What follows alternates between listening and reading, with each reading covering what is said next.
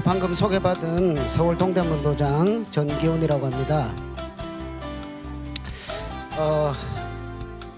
이 깊은 겨울밤 깊은 밤에 이렇게 도의 한 소식을 듣기 위해서 이렇게 늦은 시간까지 함께 하시는 우리 도생님들께 큰 박수를 보내드리고 싶습니다. 함께 하게 돼서 영광이고요. 지금 이제 천지성공 안경전 종도사님께서 저술하신 도전 강독 시리즈 천지성공을 공부하고 있습니다. 앞장에서는 이제 우주의 가을이 오고 있다 이것을 공부를 했죠. 이 한 명제만 해도 참 큰 깨달음이고요. 이번 시간에 공부할 내용은 인간으로 오신 하나님 증산상제님, 하나님이 인간 세상에 오셨다 하는 큰 소식을 한번 이야기식으로 한번 공부를 해보도록 하겠습니다. 앞 시간에 이제 우주의 선천 봄 여름에서 후천 가을 겨울로 넘어갈 때 이 가을 개벽, 가을 천지 개벽이라는 것을 이렇게 넘게 된다 이런 걸 공부를 했는데요. 이 개벽에 대해서 이야기를 한 게 뭐냐 하면 이게 동학입니다. 동학이라고 하면 보통 분들은 여기 계신 분들은 어떤 생각이 드시죠? 동학하면 생각나는 게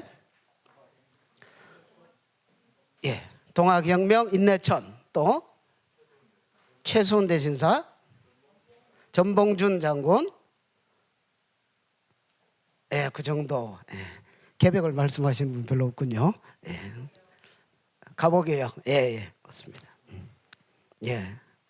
보통 이제 동학에 대해서 여쭤보면 방금 말씀하신 그런 단어들을 떠올리면서 서학에 대비해서 동학을 나왔다 이런 정도. 그 다음에 지금 우리 먹고 사는 거하고 동학은 별 관계가 있다 없다? 없는 것 같다 이렇게 생각을 하고 사는 사람들이 많은 것 같습니다. 그러나 사실은 이 동학이라고 하는 것은 개벽을 처음으로 약 125년 전에 우리나라에서 그렇게 개벽을 외치고 꿈꿨던 것이 동학입니다.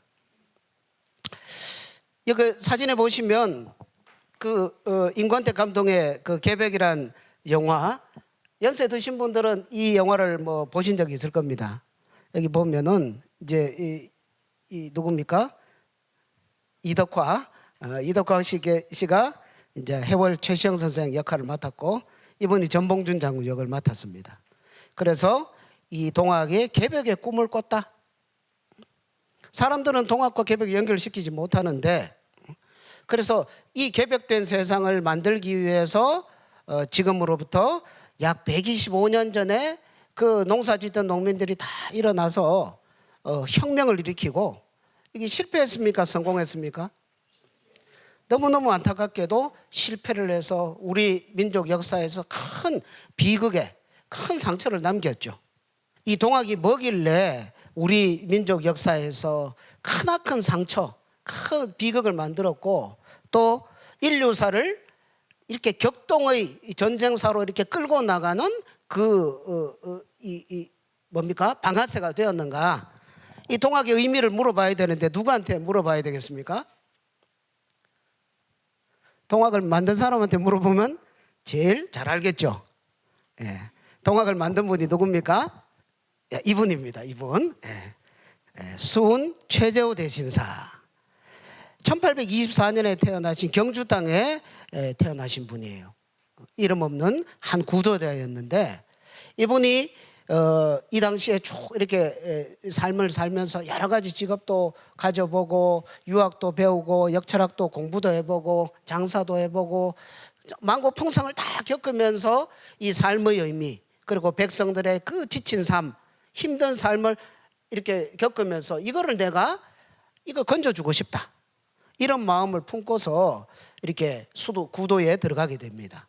여러 차례 이렇게 시도를 하다가 실패를 하고, 마지막에 고향 땅으로 돌아와서, 경주 땅으로 돌아와서 아버지 근암공이 공부하던 경주에 가면 구미산이라는 그 산에 들어가서 내가 여기서 이번에 도를 이루지 못하면 나오질 않겠다. 이런 큰 소원을 품고 이름을 바꿉니다. 최순 선생이 원래 성함이 최자, 복자, 술자였죠. 최복술 이렇게 됐는데 이름을 제자, 우자로 바꿉니다. 건질 제자, 어리석을 우자. 우매한 백성들을 내가 다 건지겠다. 내가 이렇게 수도를 하고 도를 닦는 것이 무슨 내가 뭐 도통해서 잘 되기 위한 것이 아니라 이 우매하고 불쌍한 백성들을 오직 건지기 위해서 내가 반드시 득도를 하고 말겠다. 이런 마음을 품고 여기 구미산 용담정에 들어가서 이렇게 도를 닦은 거거든요. 그런 마음을 가지고 했기 때문에 1860년에 큰 사건이, 인류 문명사를 바꾸는 큰 사건이 일어났습니다. 우리는 그것을 이른바 천상문답 사건이라고 합니다. 천상문답 사건. 하늘 천상에 계시는 어떤 분과 문답을 한 하늘의 그 가장 높은 어른과 문답을 한 사건이 1860년 4월 5일 날 이렇게 벌어진 거죠. 그래 최수훈 대신사의 그런 뜨거운 구도 열정과 백성들을 건지려는 그 착한 마음, 거기에 감흥을 하셔서 4월 5일 날 하늘에서 큰 음성이 들려옵니다. 호련히 신선의 말씀이 막 이렇게 천둥같이 막 들려오는데 깜짝 놀라서 벌떡 일어났습니다. 그러니까 그 음성이 하시는 말씀이 뭐냐면 세인이 위하 상제언을 여부지 상제야. 세상 사람들이 나를 상제라고 이러거늘 너는 어찌 상제를 모르느냐. 내가 바로 상제다. 너희들이 말하는 상제다. 그 신원을 밝혀주시는 거예요. 그러니까 이제 최수훈 선생이 상제님을 잘 모른다는 것을 알고 있었기 때문에 이렇게 구지람을 하듯이 말씀을 하시는 거죠. 그러니까 나중에 최수훈 대신사는 이렇게 기록을 합니다. 나도 상제님을 몰라봐가지고 홍군형이 났다. 너희들도 상제님을 너희들도 어떻게 알까 보냐. 이렇게 이야기를 했거든요. 그러면 상제는 뭐냐? 천상의 하나님이라는 뜻입니다. 제가 하나님이라는 뜻이죠. 제. 자, 여기 갑골문자가 나오는데요. 한자를 만들 때, 한자의 원형이 된 것이 갑골문자죠. 한자를 만들 때 저 하늘에 계시는 그 하느님을 우리가 뭐라고 글자로 써야 되냐, 이걸 고민을 한 거죠. 그런데 그 고민을 한 결과 하늘에 계시는 하느님을 이렇게 쓰자, 이렇게 한 겁니다. 요 보이시죠? 이렇게 쓰자. 그래서 이거를 제라고 읽었습니다. 요 글자는 이렇게 변형이 되었고 이 글자는 하느님이란 뜻입니다. 그렇죠? 이걸 다 잃어버려서 그냥 임금제로 알고 있는 거예요. 임금제는 그 뒤에 파생되어 나온 개념이고 제는 하나님을 말합니다. 그래서 상제는 천상에 계시는 하나님이다. 그러면 천상에는 그 하느님이 계시는데 그 하느님을 경배하고 하느님의 가르침을 받아내리고 하느님을 찬양하고 하는 그런 예식을 수천 년 전부터 이렇게 했거든요. 그것을 이제 천제라고 하죠. 천제. 이 천제 문화가 우리나라를 비롯해서 아시아 또 서양 아메리카 대륙까지 쫙 퍼져 있는데 동서를 포함해서 그리고 수천 년 전을 거슬러 올라가면서 이것은 그 하느님에 대한 경배의식, 천제는 지속되어 왔습니다.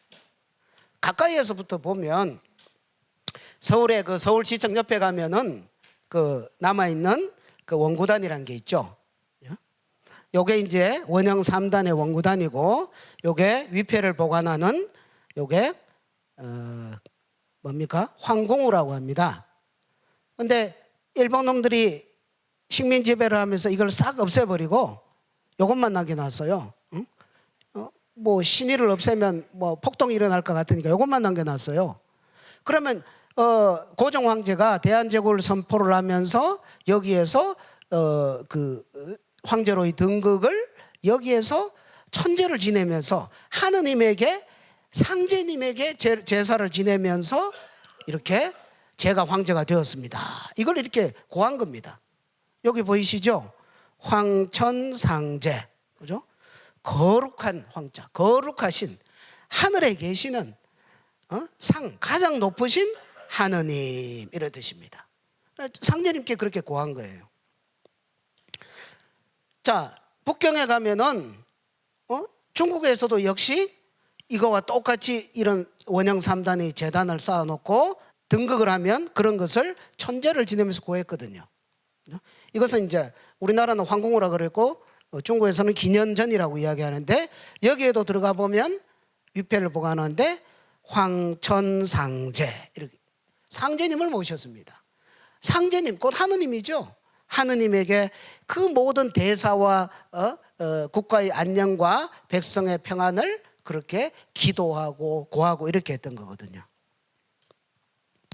자, 좀 더 거슬러 올라가면 단군 할아버지 때, 그러니까 지금부터 4300년 전에 그 마리산 참성단, 지금 강화도에 있죠, 인천 옆에. 마리산이라는 산 전체를, 산을 하나의 큰 제단으로 삼고 그 산 꼭대기에다가 상제님께 천제를 올리는 이 제단을 만들어서 이렇게 천제를 봉행을 했습니다.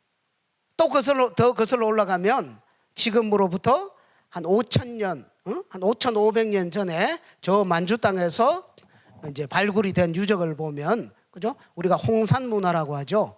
어마어마하게 방대한 유적들이 발굴이 되었는데, 그때 사람들이 5,000년 전, 5,500년 전 사람들이 이런 제단을 만들어서 하늘에 천재를 모셨다 하는 것이 다 발굴이 되어 있습니다. 아까 그죠? 서울시청 옆에 있는 거기나 북경공원에 있는 거나 똑같은 모양이죠.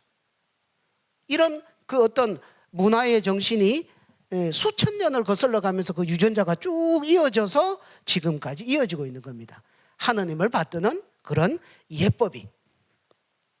자, 그래서 이것을 천원지방이다.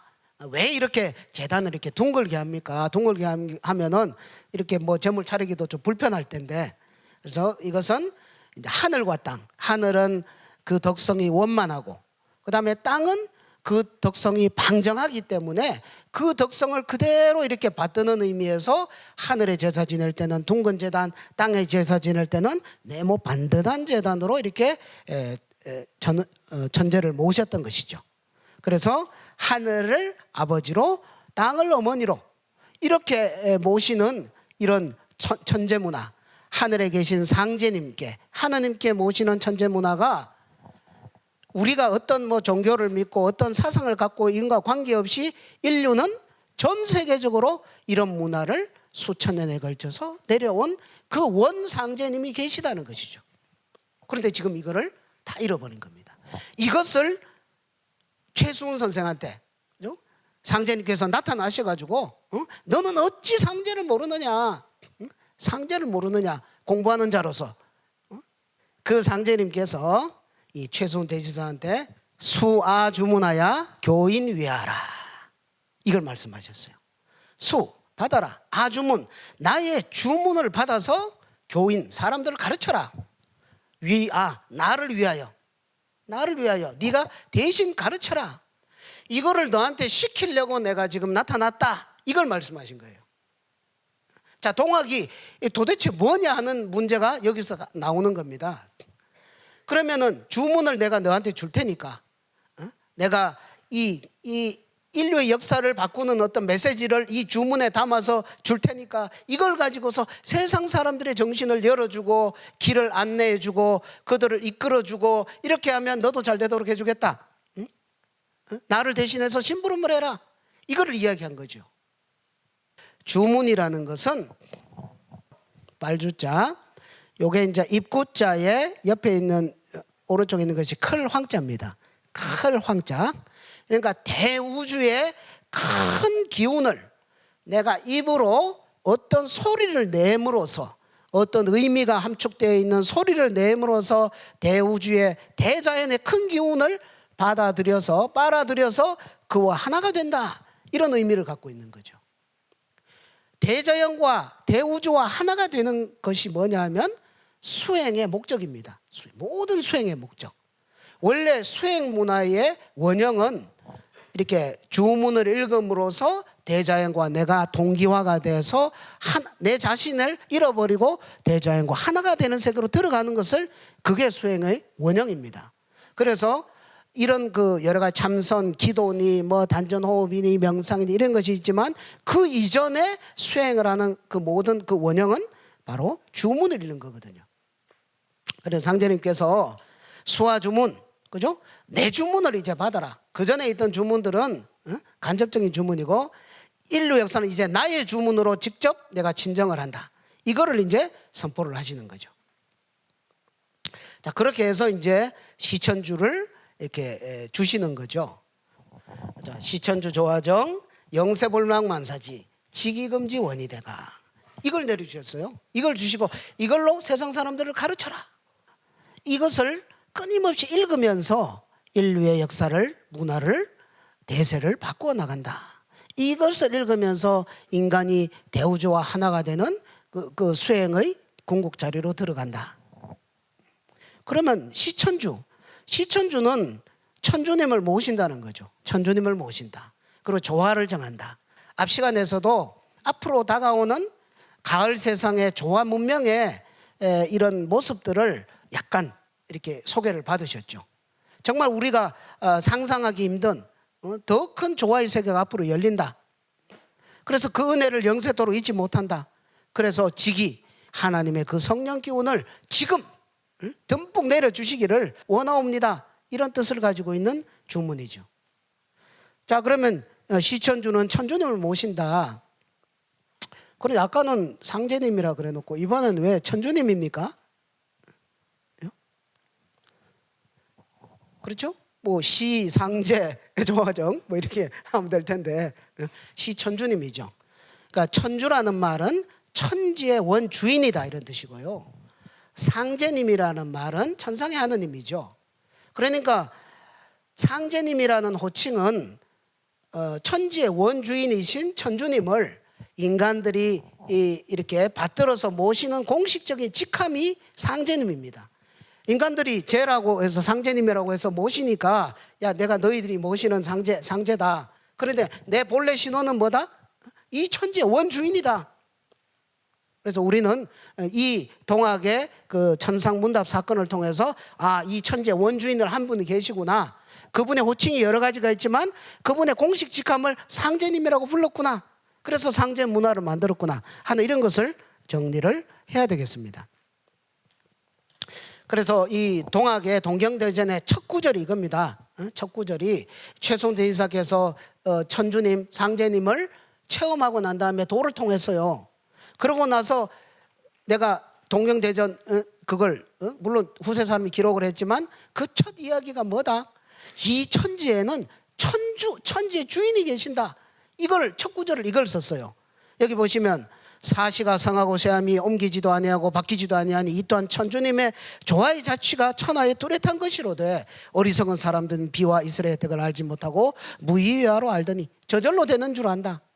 그게 아니다. 이 천지에는 원주인이 계신다. 이거를 깨우치라고 제일 첫 번째로 역설을 했던 겁니다. 자, 그 다음에 이제 그 상대님께서 최순대지사한테 여적 오자 위아호 부야, 너는 나를 아버지라 부르도록 해라. 아버지라 부르도록 해라. 너는 내 아들이다. 이 모든 인류가 나의 아들이다. 그리고 너는 특별한 아들이다. 그래서 상제님께서 또한 천재 원주인이시면서 모든 인류의 아버지 하나님이라는 것을 또 말씀을 해주시는 겁니다. 자, 그 다음에 이제 최순대사한테 이제 심부름을 시켰죠. 주문을 내려주고 이 주문 가지고 전 인류를 가르쳐라. 그런데 이 일이 거기에다 이제 덧붙이신 말이, 내가 지금 너한테 심부름 시키는 이 일이 개벽 후 5만 년에 네가 처음이다. 이걸 말씀하셨어요. 아까 우리 앞 시간에 배웠죠. 이 우주는 12만 9,600년을 한 주기로 돌아가는데 지금으로부터 5만 년 전에 우주의 겨울철에 얼음이 싹 녹으면서 따뜻한 봄이 오면서 양의 기운이 오면서 그때 지금 현생 인류가 출발을 했습니다. 그걸 봄개벽, 선천개벽이라 하죠. 그 개벽 후 5만 년 만에 네가 처음으로 인류 역사상 가장 중요한 심부름을 네가 지금 맡는다. 그게 뭐냐? 망고 없는 무국대도 이 세상에 날 것이니. 무국대도가 앞으로 나온다. 무국대도. 무국이란 말은 어렵죠. 그죠? 어려운 말이죠. 뭐 공부를 많이 하신 분은 아시겠지만 그 숫자로 말하면 10, 그죠? 모든 수를 다 포함하고 있는 수, 완성된 수, 그냥 활짝 다 열린 수, 이 10무국이라고 하죠. 무국은 그런 경계를 무국이라고 합니다. 그런 큰 도가 나온다. 그래서 그 도는 바로 상제님의 도죠. 이 무국대도를 닦아내니 이 도는 5만 년을 간다. 무슨 5만 년? 지금까지 살아온 5만 년이 아닌 앞으로 살아갈 5만 년을 이게 간다 이거예요. 이 무국대도가. 그래서 동학 교도들은 우리는 앞으로 머리띠에다가 5만 년 수운, 5만 년의 운수를 받는다.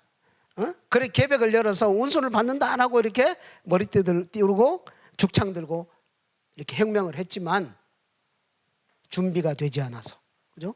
이런 대자연의 여건이 성숙하지 않아서, 때가 되지 않아서 결국 실패하고 무참하게 사륙을 당했던 것입니다.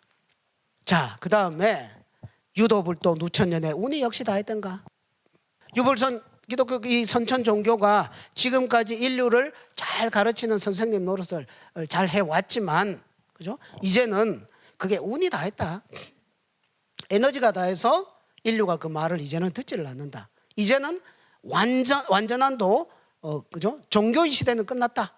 이제는 무국대도의 시대가 와야만 하는 때가 되었다. 이것을 또한 역설을 최순 제작해서 하고 있습니다. 그래서 앞으로 이 다시 개벽, 그죠? 5만 년 전에 있었던 개벽이 아니라 이제 목전에 닥쳐서 열릴 그 개벽의 세상을 이제 준비를 해야 된다라는 것을 최순 대신사가 대도통을 하고서 이것을 이렇게 가르쳤던 것입니다.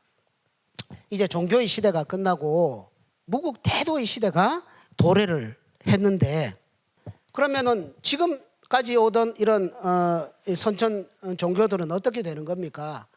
불교는 석가모니 부처님께서 득도를 하시고 나서 인간이 보니까 그죠, 뭐 그냥 쳇바퀴 돌듯이 그렇게 돌고 허덕거리면서 벗어나지 못하니까 이 마음을 견성을 해서 이렇게 성불을 해라, 이 마음법을 이렇게 설하셨는데 그걸 3,000년 동안 해왔단 말이에요. 그런데 3,000년을 했는데 별로 수확이 크지 않아요, 그죠? 그래서 앞으로 3,000년 뒤에는 새 부처님, 미륵 부처님이 오신다. 그 오시는 때는 언제냐? 말법 시대가 온다. 말법 시대가 되면 전쟁도 일어나고, 그죠? 1월 성신도 막 흔들리고 온갖 역병이 창궐하고, 이때에 누가 오시는데, 큰 부처님이 오시는데, 그분은 어디에 계시는 분이냐? 차처지명은 도솔타천이요. 그분이 계신 곳은 도솔천이란 하늘이다. 도솔천이란 하늘에 금, 차, 천주지명활 미륵이니, 그 도솔천의 천주님의 이름이 뭐다? 미륵이라고 한다. 그분의 이름이 미륵이다. 그러니까 그분한테는 여당 귀해라. 너희들 너희들은 당, 마땅히, 그죠? 반드시, must, 귀해야 된다. 그분한테 귀를 해야 된다. 이거를 마지막으로 유언, 결론으로서 진리 명령을 내리고 가신 거거든요. 이게 불교의 결론입니다. 그래서 석가모니 부처님의 아들 라울라와 여기 나오는 가섭, 그죠? 그 이외의 핵심 수제자들한테 너희들은, 그죠? 역, 불응, 반, 열반이요, 요, 수, 미륵, 출현, 세간하라. 지금 열반에 들지 말고 그 미륵님이 세상에 출현하거든 그분의 도를 받아서 그분한테 귀의를 해서 해야지 궁극의 도통 세계로 들어간다. 이것을 결론으로 남겨놓고 가셨습니다. 자, 그럼 기독교는 한번 볼까요? 예수님은 뭘 말씀하셨냐? 자, 내가 스스로 온 것이 아니로다. 나를 보내신 이는 참이시니 너희는 그를 알지 못하나 나는 아노니 이는 내가 그에게서 났고 그가 나를 보내셨음이라. 나를 보내신 아버지께서, 아버지가 나를 보내셨다는 거예요.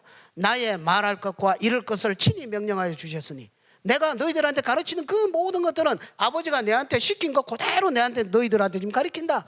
이걸 이야기하고 계세요.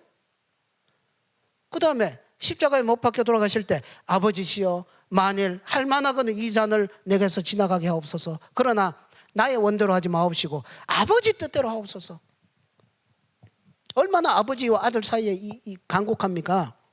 내가 아버지에게로서 나와서 세상에 왔고 다시 세상을 떠나서 어디로 간다? 아버지께로 간다. 이 하늘에는 아버지가 계신다. 그죠? 아까 뭡니까? 승훈아 너는 나를 아버지라 불러라. 너는 나의 아들이다. 우리 모든 인간이 하느님의 아들, 상제님의 아들이라는 것을 말씀을 해주신 거죠. 예수님도 그 성스러운 아들, 성자로서 아버지를 그렇게 이야기를 했어요. 나더러 주여 주여 하는 자마다 천국에 가는 것이 아니요 오직 아버지의 뜻대로 행하는 자라야 천국에 들어가리라. 예수님의 가르침은 오직 아버지였어요. 그런데 그 아버지께서 앞으로 오신다. 자, 나는 알파요 오메가요 시작과 끝이라. 이제도 있고 전에도 있고 장차 올 자요. Who is come? Who is to come? Who is coming? 장차 올 자다. 그분은 그 사도 요한이 천상에 올라가서 보니까 크고 흰 보좌와 그 위에 앉으신 이를 보니 큰 흰색으로 된 의자가 있어요. 의자.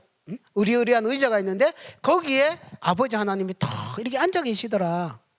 그 전까지는 아버지 하나님이 뭐 눈이 달렸는지 코가 달렸는지 몰랐어요. 그냥 뭐 연기와 같이 구름과 같이 그냥 계시겠지 했는데 사도 요한이 가 보니까 아버지는 코도 있고 눈도 있고 그죠?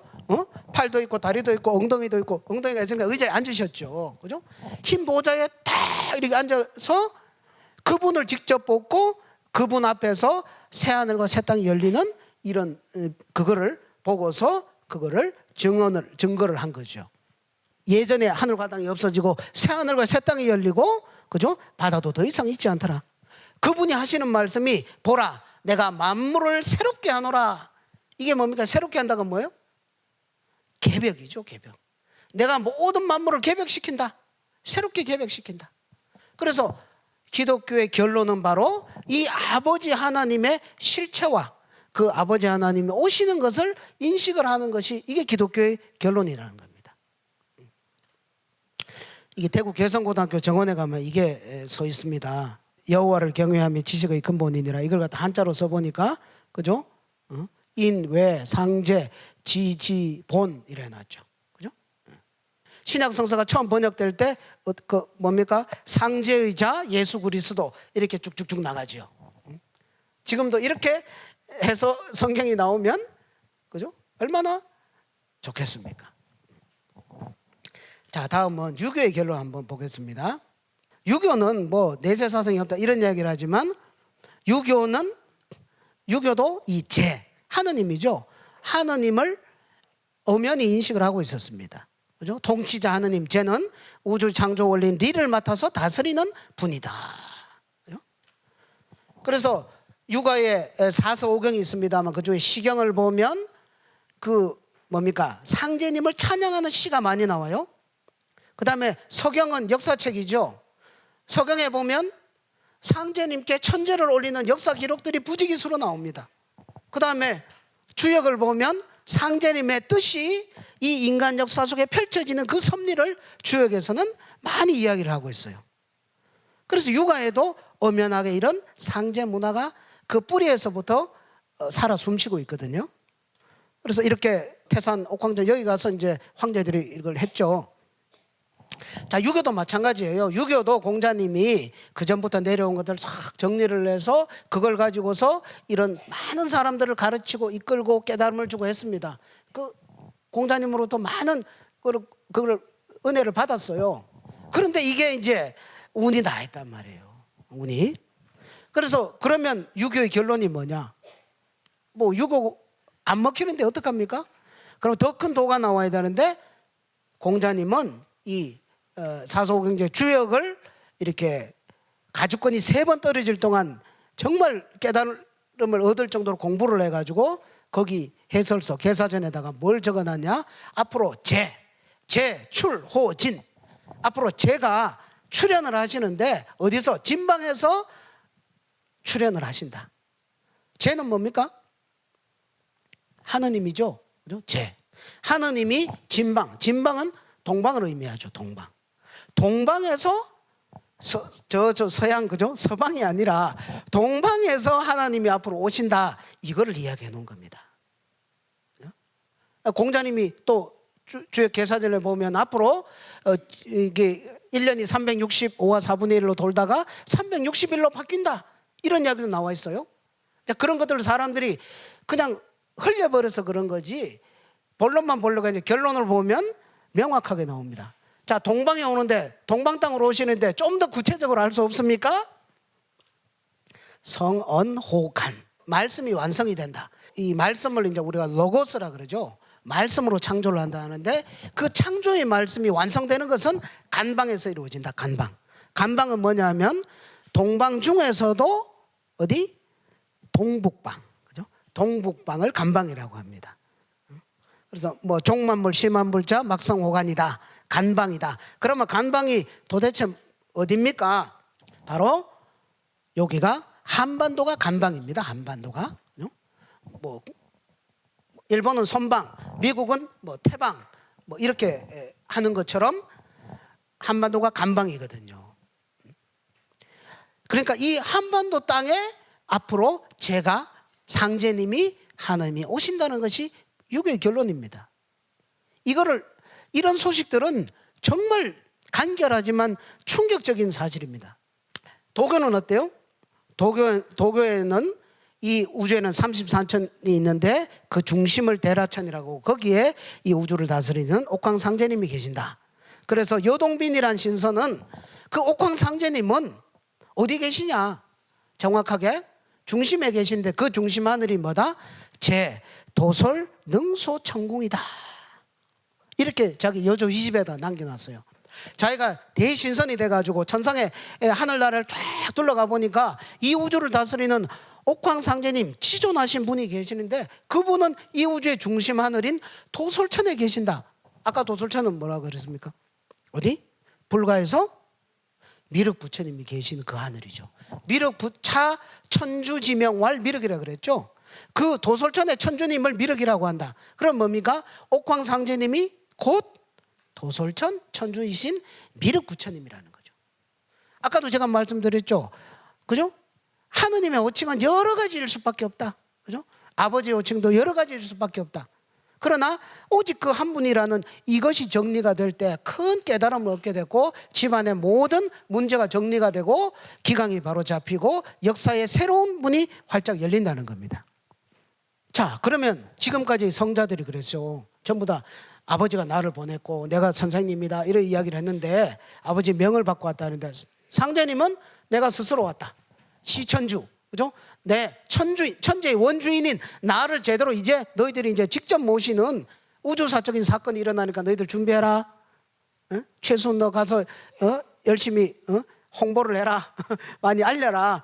그래야지 되잖아요. 대통령이 가는데 미리 의전팀들이 다 가서 다 깔아놓잖아요. 그런 것처럼 그 역할을 했다 이거죠. 그러면 이 시대에 우리는 어떻게 해야 되느냐? 과거 성자들을 한테만 매달려 있을 것인가? 아니면 천주님의 무국대도를 이렇게 제대로 받아야 될 것인가? 하나님을 우리가 신이라 그러죠. 신인데 우리 선조들은 신을 신이라고 부르지 않고 반드시 어떻게 했다? 이렇게 불렀습니다. 뭐라고? 삼신이라고 불렀습니다. 이것도 생소하죠. 삼신이라 그러면 저희 장모님이 이렇게 제 집사람 애를 가져서 장모님이 이렇게 청수를 떠놓고 네 삼신님 이렇게 기도를 하시더라고요. 삼신님. 그러니까 삼신이 그냥 애를 타내리는, 그죠? 자식 타내리는 그런 존재로 대부분 알고 있습니다. 그러나 그것은 신의 아주 일부분에 불과한 것이고, 신이 하느님이 하는 일의 일부분에 불과한 것이고, 그리고 하느님의 일을 이렇게 조상님이 대신하는 거거든요. 왜 신을 하느님을 삼신이라고 불렀냐? 여기에 우리 선조들이 하느님에 대한 위대한 깨달음이, 정말 위대한 깨달음이 여기에 들어 있습니다. 그러면 하느님이 세 분이란 말이냐? 저 삼신이라 그러면 결코 그렇지 않죠. 응? 삼신은 일신이다. 그죠? 신은 한 분이에요. 그죠? 제일 어른은 한 분이에요. 그런데 그 한 분을 반드시 삼이라는 수식어를 붙여서 삼신님, 삼신하느님, 삼신상제님 이렇게 불렀다는 거예요. 왜 그렇게 불러야만 되느냐? 하느님은 세 가지 속성을 가지고 있다 이거예요. 만물을 낳는 본성을 갖고 계시고, 만물을 기르는 본성을 갖고 계시고, 만물을 다스리는 본성을 가지고 있다. 하느님은 본능적으로 이걸 하신다 이거예요. 응? 내가 하느님인데, 그죠? 뭐 만물 귀찮다, 필요 없다. 그거 낳아봐야 속만 썩이고 필요 없다. 그게 아니고 하느님 자체가 만물을 낳으려고 하고, 그 낳은 만물을 기르려고 하고, 그 낳은 만물들의 질서를 부여해서 다스리려고 하는 그런 본성을 갖고, 그런 덕성을, 그런 창조성을 갖고 계시기 때문에 하느님을 반드시 삼신 하느님이라고 불러야 된다 이겁니다. 이게 우리 조상들의 하느님에 대한 위대한 깨달음이거든요. 이거를 알아야 되거든요. 그 다음 두 번째, 이 하느님이 만물을 낳는 조물주, 무형의 조물주입니다. 무형. 신이 모습이 없잖아요. 무형의 조물주인데 하느님이 자기 모습을 드러내줘야 된다 이거죠. 그러면 인간들이 하느님을 체험하고 이렇게 하느님을 깨닫고 이렇게 하려면 하느님을 인식할 수 있도록 모습을 드러내 주셔야 되는데, 어떻게 드러내 주시느냐? 하늘과 땅과 인간, 이렇게 세 가지 모습으로 하느님 당신님의 모습을, 무형의 모습을 드러내 주신다는 거예요. 그래서 하늘을 가만히 보면 하늘도 정말 살아있는 하늘 하나님이구나, 땅도 살아있는 하늘 땅 하나님이구나, 인간도 인간 하나님이구나, 이걸 깨닫는 겁니다. 그래서 삼신은, 하느님은, 그죠? 한 분이신데 당신님의 모습을 세 가지로 모습으로 드러내 주시기 때문에 반드시 삼을 앞에다가 붙여야 된다, 신이라고 하면 안 된다 이겁니다. 그래서 우리 조상들은 오직 삼신, 삼신님, 삼신상제님, 삼신 하나님 앞에 삼신해서 삼신 문화가 그렇게 왔어요. 그런데 이게 다 없어져 버리니까 삼신하면 그냥 애 놓는 신, 지금 이러고 있는 겁니다. 문화적인 큰 각성을 해야 됩니다.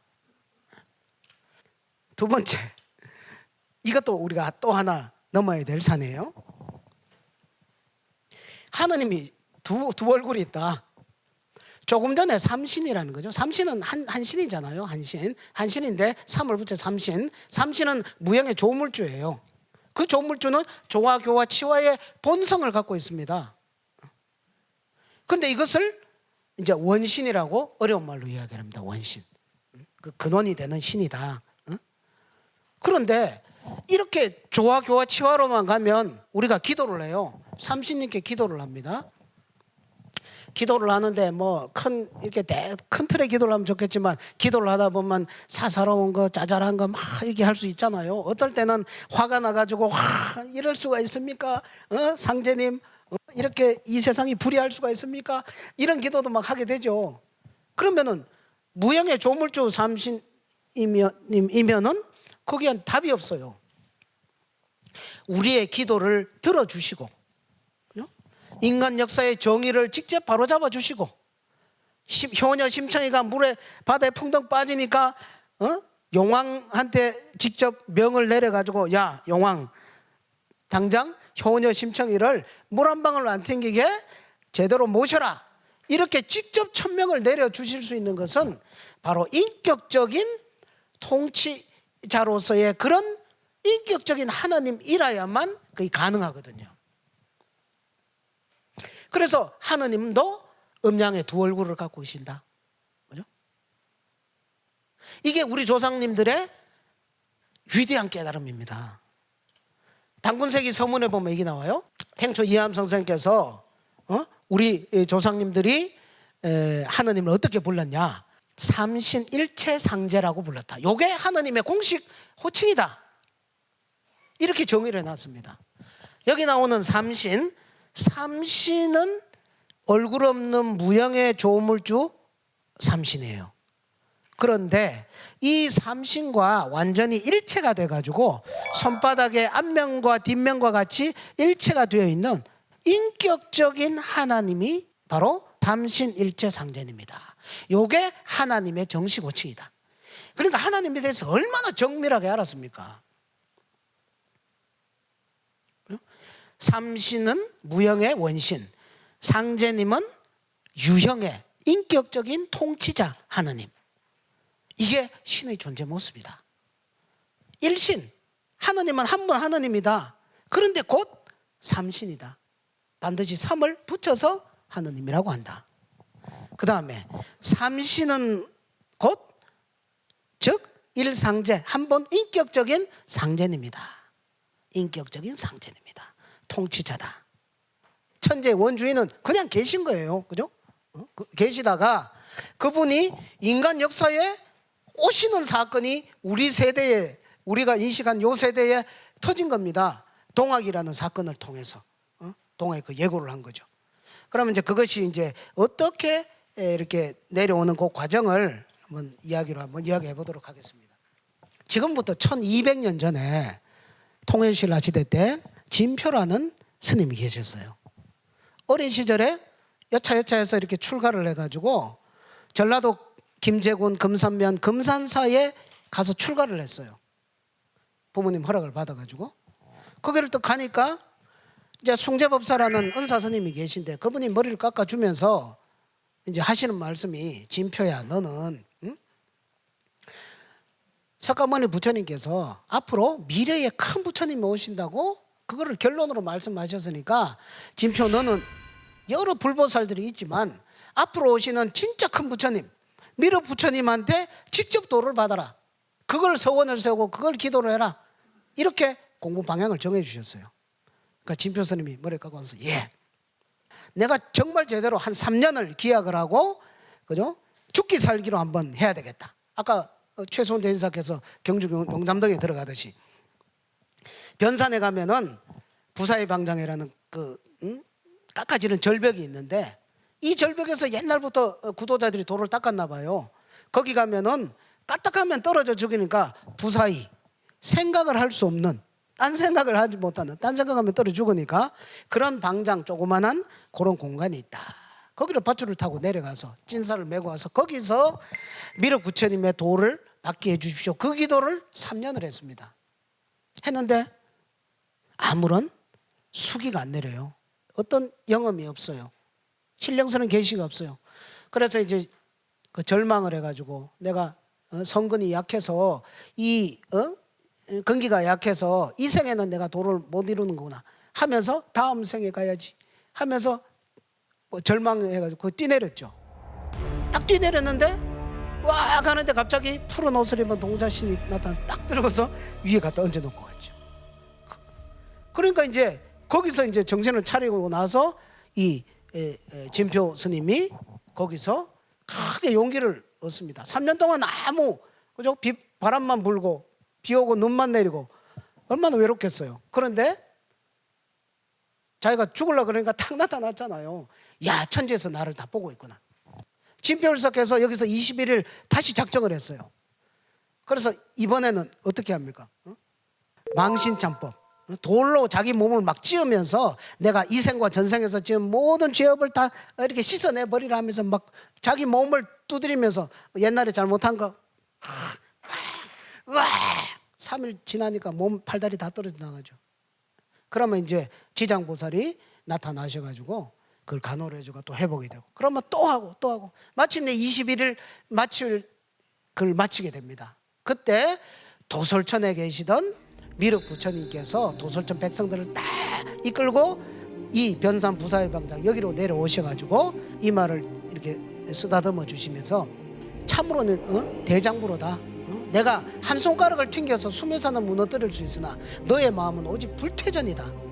불퇴전. 그죠? 하나의 서원을 세우면은 물러서지 않는 그 마음. 그죠? 상전이 무국대도는 그렇게 닦아야 됩니다. 그냥 뭐 정선도 이야기 좀 듣고 들어와가지고 뭐 조금 하다가 그죠? 뭐 좀 힘들 집에 무슨 일 있으면은 좀 뭐 볼 보고 올게요. 뭐 온갖 핑계를 대면 이건 돌을 닦는 게 아니거든요. 너의 마음은 불태전이로다. 거기에서 이제 진표 스님한테 대도통을 열어주십니다.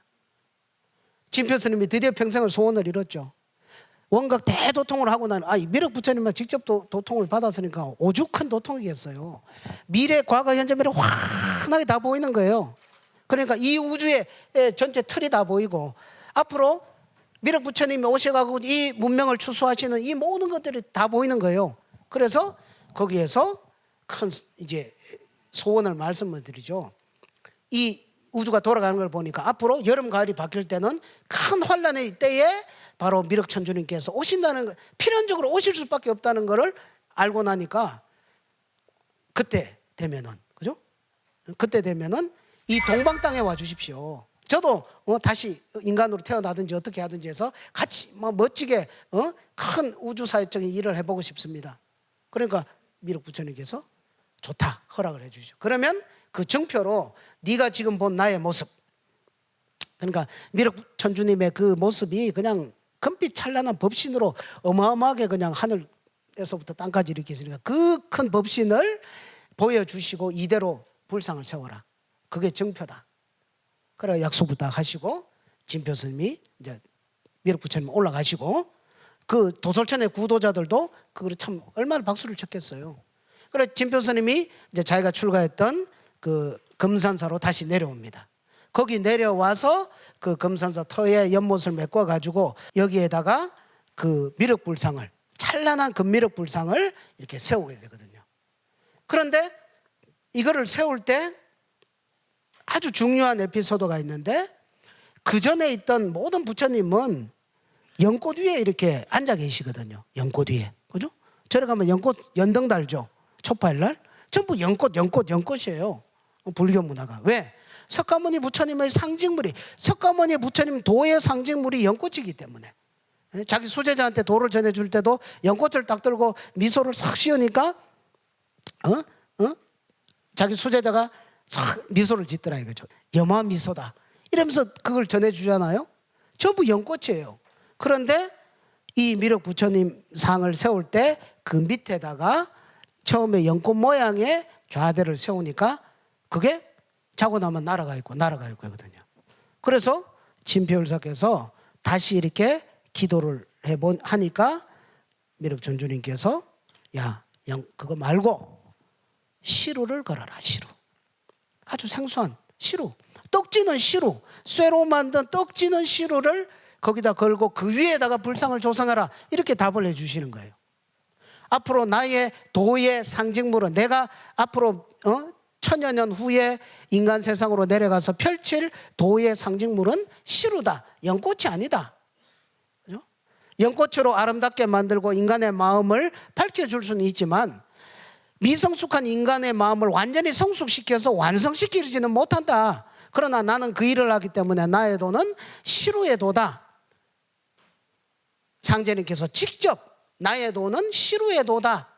이것을 말씀을 하시고 그 역사적인 그 증거물로서 이렇게 남겨주셨기 때문에 오직 정산도라고 해야만 하는 것입니다. 자, 그렇게 해서 약속을 했어요. 그죠? 앞으로 미륵 천주님께서 오실 땅, 오실 곳, 금산사.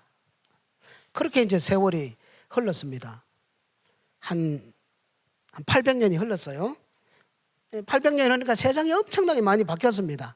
세상이 발달도 많이 하고요. 막 기계 문명도 막 발달하고 이랬어요. 그런데 이때 이제 마테오 리치 신부님이라는 인물이 이렇게 등장을 합니다. 예수의 선교사 조직에 계신 분이에요. 이분이 이제 교육을 받고서 이제 주님의 그런 종이 되겠다 해서 동방으로 선교를 옵니다. 처음에 인도를 왔어요. 인도를 거쳐서 중국으로 왔어요. 거기 와서 평생을 선교를 하다가 중국 땅에 묻히셨어요. 이분의 묘가 북경에 있습니다. 그런데 이분은 진표 스님 이후에 그 사건 이후에 800여 년이 지난 사건이 서양에서 일어난 거거든요. 세상은 많이 바뀌었습니다. 너무너무 많이 바뀌었죠. 그런데 이분은 인류 역사상 기억력의 최고 천재예요. 태상종도사님께서는 마테오 리치 신부는 예수 문화권에서 나온 사람이지만 예수님보다 더 훌륭한 사람이다. 이렇게 평가를 해주셨습니다. 종도사님께서는 마테오 리치 신부님은 이 우주의 십자가를 그으신 분이다. 이렇게 평가를 해주셨습니다. 이분은 뭐가 특이하냐면 동양에 선교를 하러 오면서 어떤 생각을 품었냐면은 이 지상에다가 천국을 건설하려고 꿈을 꾸신 분입니다. 이 세상을 천국 문명을 만들기 위해서 서양의 발달된 과학기술 문명을 막 이렇게 옮겨오고, 그 다음에 동양에는 수많은 이런 뭡니까 정신 문화유산들이 있잖아요, 그죠? 뭐 유교, 불교, 뭐 도교, 뭐 이런 많은 이런 것들을 전부 번역을 해가지고 이분이 기억력의 천재입니다. 그리고 이분이 한 가장 큰 게 뭐냐면 내 모국에서 모시던 그 하느님이 화언, 중국말로는 상제님이다. 그분이 그분이다. 이거를 천주시리에다가 천벌에다 자기의 깨달음을 이렇게 적어서 이거를 배포를 한 거예요. 그러면 그 전에 리치 신부님 이전에는 서양 하나님 따로 동양 하나님 따로 했어요. 리치 신부님에 의해서 어떻게 됩니까? 동양에서 모시는 그 하나님이나 서양에서 온 하나님이나, 그죠? 이 세상은 한 하나님의 통치하에 품 안에서 다 돌아가는구나. 이거를 인류 역사 속에 처음 열어주신 겁니다. 그렇게 해서 인간 세상을 막 이렇게 천국과 같이 만들려고 이렇게 노력을 하니까 거기에 힘입어서 인간의 현대 문명이 급속도로 발전을 하게 되었다. 그래서 이제 인류 문명이 막 산업혁명이 일어나고 막 발전을 했어요.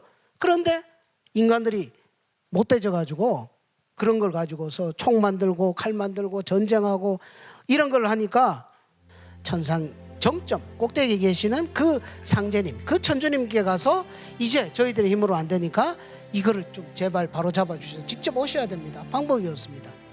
이렇게 탄원을 하니까 상제님께서 거기서 허락을 하셔가지고 리치 신부님을 앞세워가지고 이제 서양 기독교의 심장부인 이 바티칸 대성당, 그죠?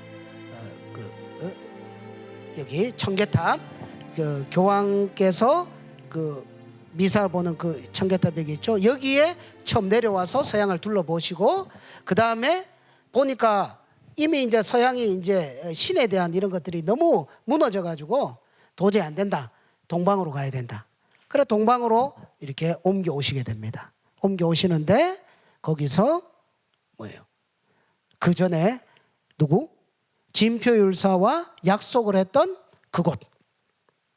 내가 진표와 큰 인연이 있느니라 하시면서 결국 금산사로 오셔가지고 거기에 상제님의 성령이 이제 거기에 임하시면서 거기에서 30년을 계시면서 이제 이 세상에 인간의 몸을 쓰고 나갈 준비를 하시는 거죠. 그때 상제님께서 인간 몸을 쓰고 나가는 그 소식을 알리기 위해서 쭉 물색을 하던 중에 누가 열심히 돌을 닦고 있었어요? 최수훈이라는 순수한 열정적인 구도자가 그 최수훈 대인사한테 나타나셔가지고 앞으로 내가 이 세상에 나가는 것을 알려라. 이것을 상제님께서 심부름을 시키신 겁니다. 그리고 이제 최수훈 대인사께서 1860년에 그렇게 그 명을 받고 득도를 하고 이렇게 동학을 창도를 하니까 사람들이 막 몰려들었죠. 그러니까 조정에서 저 이상하다. 잡아들여라. 응? 한번 잡아들였다 풀어줬다. 그 다음 또 잡아들여가지고 거기서 이거 도저히 안 되겠다. 응? 응? 이것도 천주쟁이 서학하고 비슷한 거구나. 이래가지고 사형을 시킵니다. 그죠? 대구 가면 사형을 시키는데 거기에 여러 가지 일화들이 있죠. 처음에는 뭐 목이 안 잘려서 뭐 그렇게 해서 이제 최수훈 대지사께서 천명이 당한 걸 아시고 상제님께 청수 올리고 기도를 하고 나서 이렇게 그 칼을 받으셨다.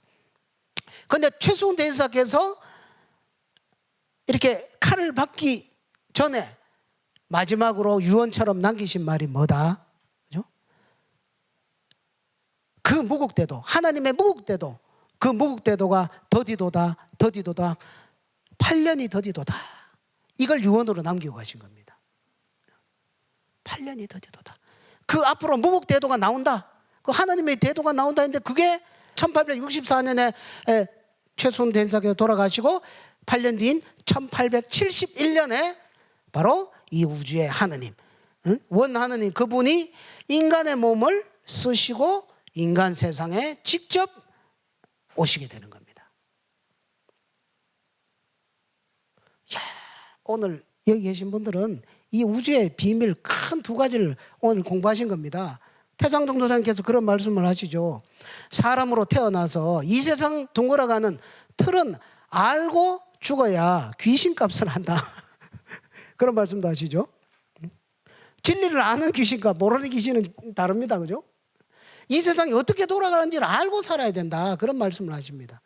앞 시간에 그걸 배웠고, 이번에는 이 우주의 그 근원이 되시는, 이 우주를 모두 다스리시는 그 참 하나님, 원 하나님, 원 상제님, 그분께서 이러이러한 과정을 통해서, 이러이러한 연유로 해서 하필 대한민국, 내가 사는, 우리가 사는 이 대한민국 이 땅에 150여 년 전에 인간으로 오셨구나.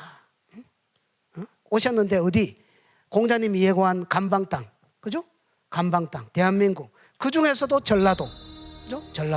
전라도에 가면은 삼신산이 있습니다. 변산, 방장산, 두승산, 호남에 삼신산이 있거든요. 그 삼신산은 뭡니까? 삼신 하느님을 오시도록 준비하고 있는 산이 삼신산이죠. 이제는 삼신이 애 받는 신이 아니라는 것은 이제 아실 겁니다. 진정한 하느님을 깨닫는 말이니까 그 삼신산 아래에 시루산이 있고, 시루산, 이거 시루산 정산이죠. 시루정, 무국대도의 상징물 시루. 그 시루산 아래에 객망리가 있습니다. 객망리, 객, 손님 객자, 망, 기다릴 망자. 손님을 기다리는 마을, 손님을 기다리는 마을. 이 우주에서 가장 큰 손님을 기다리는 마을이, 아니 대통령이 오는데 준비를 하고 있어야 될 거 아닙니까? 하물며 하나님이 오시는데 지상에서 준비를 하고 있어야죠. 그냥 막 오십니까? 아니죠. 하나님은 이 우주의 제일 넘버원인데, 그죠? 성씨도 어떻게 합니까? 인류 역사 속에서 가장 오래된, 현존하는 최고 오래된 그 성씨로 집안을 택해서 나는 천하의 예의상 둘째가 될 수 없느니라. 대통령 모시는데 그 의전 예법이 있잖아요. 그래서 강씨성을 가진 순박한 그 부부에게 이렇게 상제님의 성령이 이렇게 잉태를 해가지고 10석 동안 그 성모님의 뱃속에서 해서 상제님이, 그래서 인간으로 태어나셔서 아기 상제님으로부터 시작을 해서 힘든 속에서 망고의 그런 것들을 다 이렇게 체험을 하시고, 그리고 성수 24세 되시던 그때의 동학혁명이 일어나거든요. 그래서 이걸 계기로 해서 상제님께서 직접적인 광구천의 뜻을 품으시고, 그 다음에 이 세상을 건지기 위해서 3년을 유력을 하시고, 불쌍한 사람들 건지기 위해서 마지막으로 모악산 대원사 칠성각에 들어가셔서 21일 동안, 그죠? 인간의 몸을 쓰고 오셨으니까, 그죠? 이 인간의 한계를 모두 극복하고 천지를 다 통치할 수 있는 그런 법신을 회복하시고, 그리고 인간에게 본래 그 신으로부터, 삼신으로부터 받은 그 인간의 그 잠재된 것을 다 이렇게 회복할 수 있는 그 길을 시범적으로 다 보여주시는 게 상제님의 수도 과정이거든요. 그래서 예로부터 도통에는 상통천문과 하철진이 있었다. 그러나 중통인에는 지금까지 없었다. 인간에 관련된 그 모든 것을 다 끌어낼 수 있는 궁극의 도통은 없었다. 내가 그것을 시범적으로 내가 이번에 중통인을 이렇게 통하였노라. 이때 모든 것이 나로부터 다시 시작되느니라. 상제님의 대도를 만나셔갖고 지금까지 했던 거, 저도 도장에서 많은 분들이 이야기해요. 왜 내가 이제서야 정산도를 만났던 거, 너무너무 안타까, 왜 제가 이렇게 늦게 만났을까요? 연세 드신 분들 하시는 말씀이 그거예요. 상제님을 실존했던 역사 속에 그 하나님을 우리가 직접 모시고 있다는 것은 기적과 같은 일이고요. 우리가 다른 나라 어디 아메리카, 아프리카 이런 데 태어났으면 꿈도 못 꿀 그런 복을 받아가지고 이 정산도에 이 자리에 앉아 있는 거거든요. 공자석가 예수는 내가 쓰기 위해 내려보냈느니라. 성경세계는 내가 건설하나니 나는 옛 성인의 도나 옛 가르침으로 하지 않는다. 내가 3개 대권을 주제해서 하늘과 땅과 인간 이 3개 대권을 주제해서 조화로서 조화정 천지를 개벽하고 불로장생의 그 후천 성경을 내가 건설하려고 한다. 그래서 상제님께서 오셔서 시천주주를 예고편으로 해서 오셔가지고는 태울주를 주셨습니다. 이런 내용들이 전부 도전에 나옵니다. 도전. 그래서 이 무국대도의 도담에 깨치려면 도전을 부지런히 읽으셔야 돼요. 도전 읽으니까 종도사님 말씀도 이해가 되고 진리 공부가 팍팍 진행이 되고 내가 뭘 해야 되는지, 그리고 상제님의 나와 상제님이 직접 이렇게 대화를 하는 이런 도의세계로 확 들어가는 거거든요. 여러분 도생님들, 무국대도 정산도를 늦게 만난 것이 너무도 안쓰럽다. 이 이야기를 제가 여러 번 자주 듣습니다. 그래서 늦게 들어오신 만큼, 그래서 상제님께서는 막둥이 도수, 말복 도수를 또 선물로 주셨죠. 늦게 들어온 만큼 다른 도생님들보다 2배, 3배 더 적극적으로 하셔서 천지 열매를 따시고, 그죠? 천지를 성공을 하는 그런 구도자로서 꼭 성공을 하시기를 간절히 진심으로 축원을 드리면서 제 말씀을 마치겠습니다. 장시간 경청해 주셔서 감사합니다.